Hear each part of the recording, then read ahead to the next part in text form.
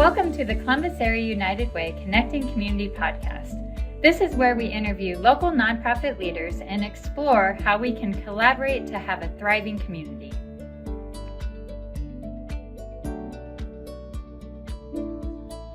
Hello and welcome back to Columbus Area United Way Connecting Community podcast. It is my pleasure to have Jill Colegrove and Paige Rambour here with me today, and we are talking about a large-scale PSA focusing on mental health called How Are You Really? So Paige and Jill have both been a part of this process, and I wanted to invite them to the podcast so that they could share what it's about, what it means to them, and why they became involved. So welcome. Thank you. Yeah, I'm so excited to have this conversation. So first off, both of you, just tell me what is the How Are You Really PSA and what does that all entail? So Jill, would you like to start? Yeah, so the PSA is really just a campaign to continue to increase awareness about mental health.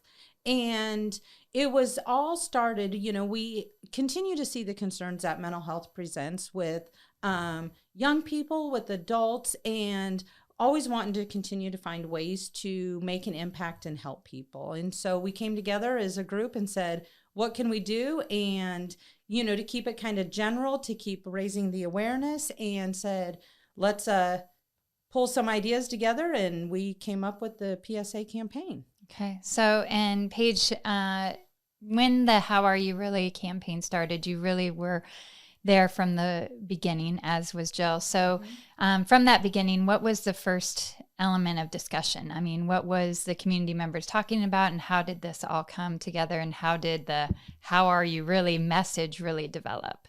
Well, I think I looked back at my emails. We had started in February. I think our first meeting was February of 2021.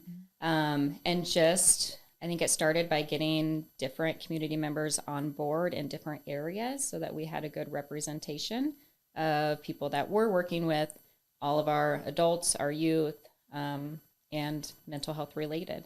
So, I think some of those conversations just started of how do we present this and raise the awareness. And back to, both of you are professionals in the community doing different work. So speak about what you kind of do and the correlation of how mental health and what you're seeing in regards to mental health impacts your everyday kind of work life. Okay, so I am a therapist here in our community. I'm duly licensed doing both mental health and substance abuse counseling. And so I've always seen how mental health impacts people. And I think for me, it's really about, continuing to help people understand what mental health really means. And I always, explain it as a way where mental health is really just essentially our feelings.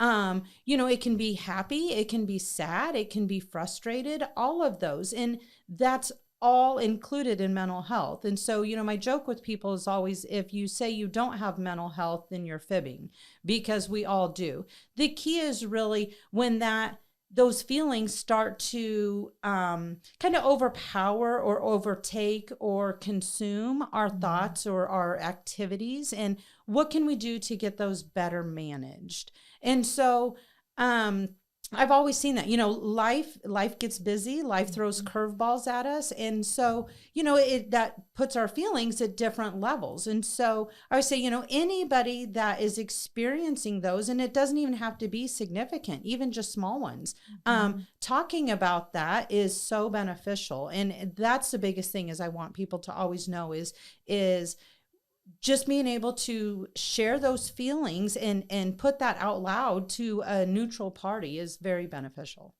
I love that.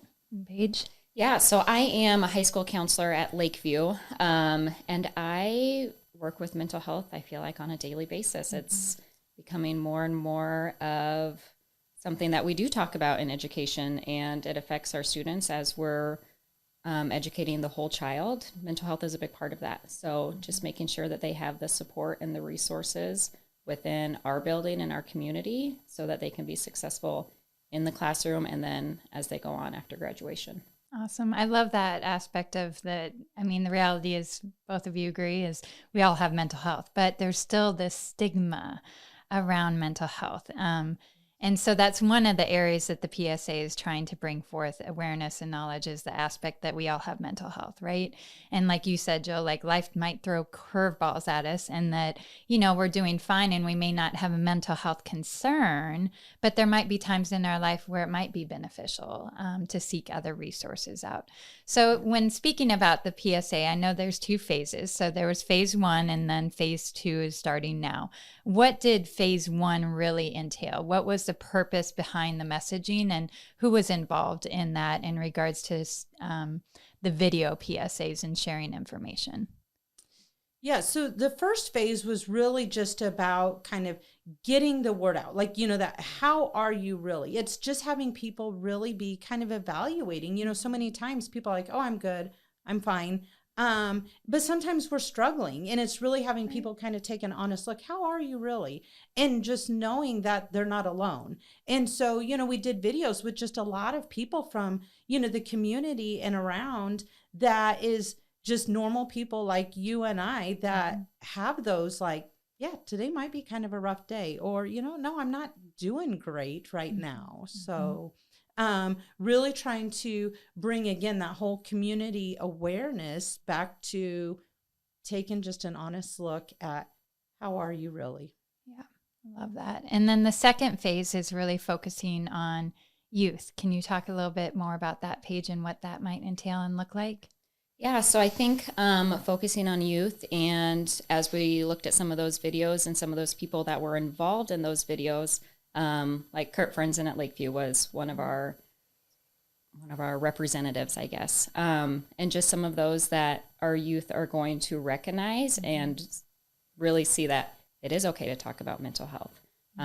These people that I look up to and I see every day are talking about mental health, and it's okay. It's okay to ask for help or to have those conversations. And I think that's one thing that has been kind of woven through all of the PSAs, is that it is a strength to reach out and ask for assistance in regards to mental health. It is not a weakness, because if you're struggling with something, you're not alone. There's resources and there's aspects to be able to come, above and beyond where you currently are, and to get the help and seek that assistance. Me personally, like our family has been impacted by mental health. I've lost relatives to suicide and different things like that. So, there's also that avenue of, like, we know that there might be things that occur if you don't seek assistance. So, for viewers that are listening in to things like that, and they're going, well, I don't know how I am with my mental health. Where are some signs that, maybe could be of kind of concern, whether they're evaluating themselves or maybe a loved one? What would be some things that they should look for, or could be kind of, what would you say, kind of like a red flag per se of like, maybe we need to get some help?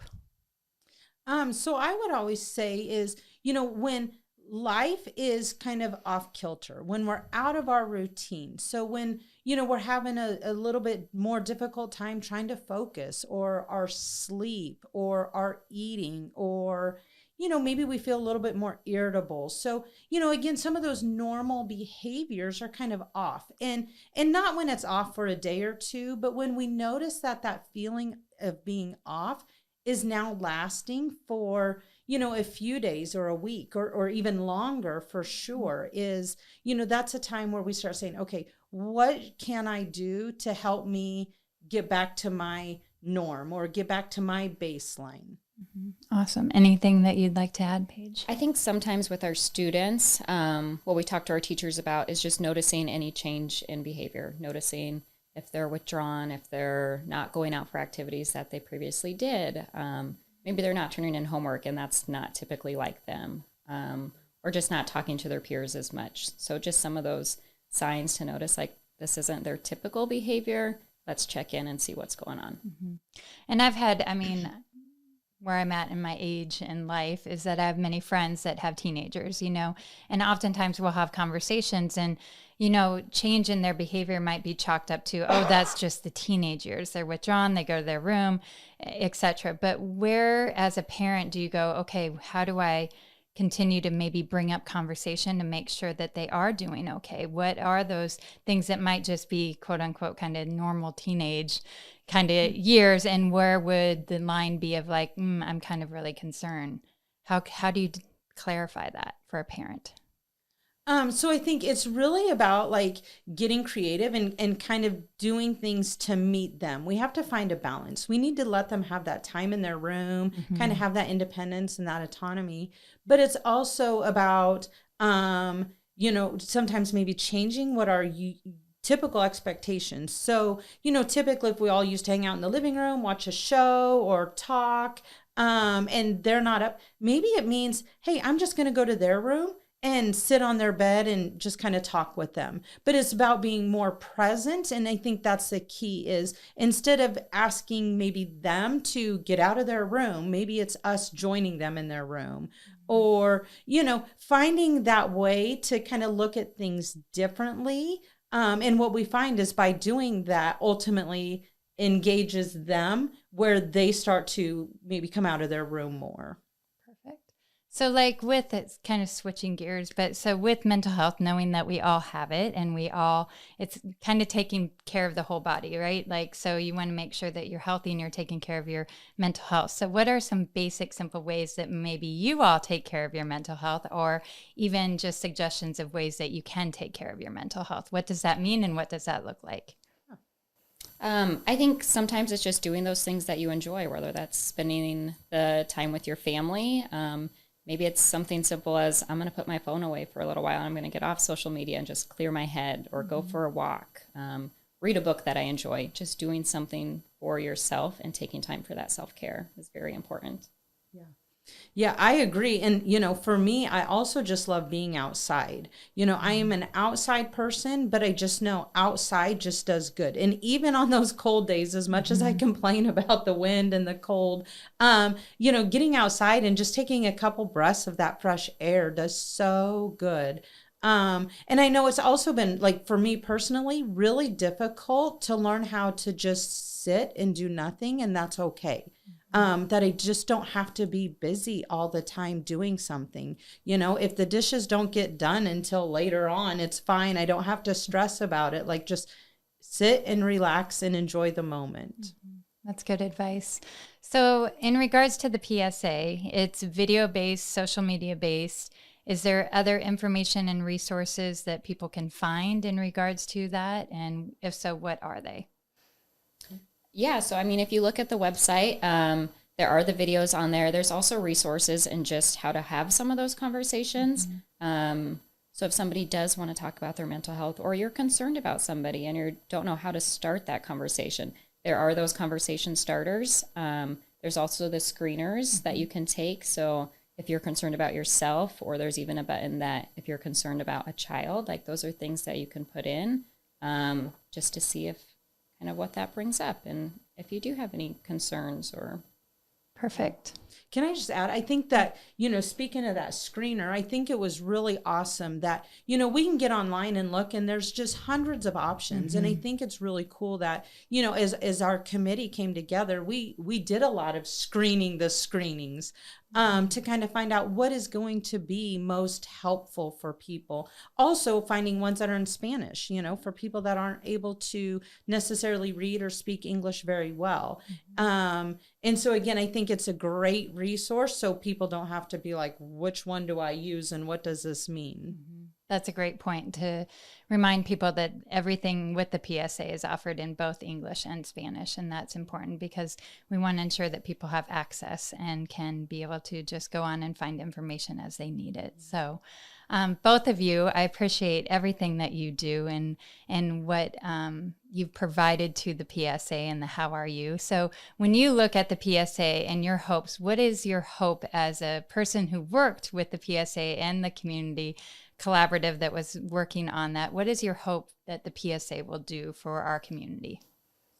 I think I'm excited just to get the resources in the hands of our community members, that they can reach out to somebody, they can help somebody along the way. So if their child, maybe they do have concerns about their child or friend, they have somewhere to turn. It's not just, I don't know what to do. So I'm excited to see how that can help our community and our students to get that resource out there. That, I mean, when you look at the website, it does say a lot of different community resources and services. So they can reach out to those or one of us. I'm also just super excited and hopeful that this is just going to start getting people talking, you know, by having, you know, like Coach Frenzen, everybody comes up to him and talks football with Coach Frenzen. And maybe they're going to be like, hey, you were in that, like, tell me about that. And so what we're doing is just opening up that conversation. So I'm hopeful and excited about those opportunities. Yeah. And just to really live the message of how are you? Yes. You know, and how are you really? I think one thing that hit me the other day, I was randomly just at the grocery store, like many people are, and I said the, you know, normal thing of, oh, I saw someone, how are you? And they're like, oh, I'm good. But they said it in a way that I was like, what's going on? You know, are you doing okay? And literally it took, you know, just me asking that follow-up question that they then disclosed. Life had thrown them a curveball. They had lost a loved one. They were kind of going through the holidays of Easter and different things and suffering. And, you know, they hadn't really opened up to anyone. But after just 5-6 minutes of just letting that out with me, they were like, oh my gosh, thank you.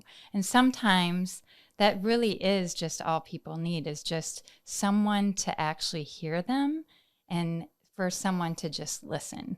You know, my role wasn't big. It was just an aspect of following up and saying, okay, I see you, I care about you. How are you really doing? You know, and I think that's the message for all of us as community members, is that be aware, look at people, see them, and take that extra 5 minutes just to open up and be a listening ear, because that might be all it needs to just have that avenue of someone being able to go, oh gosh, okay, I can kind of unload that.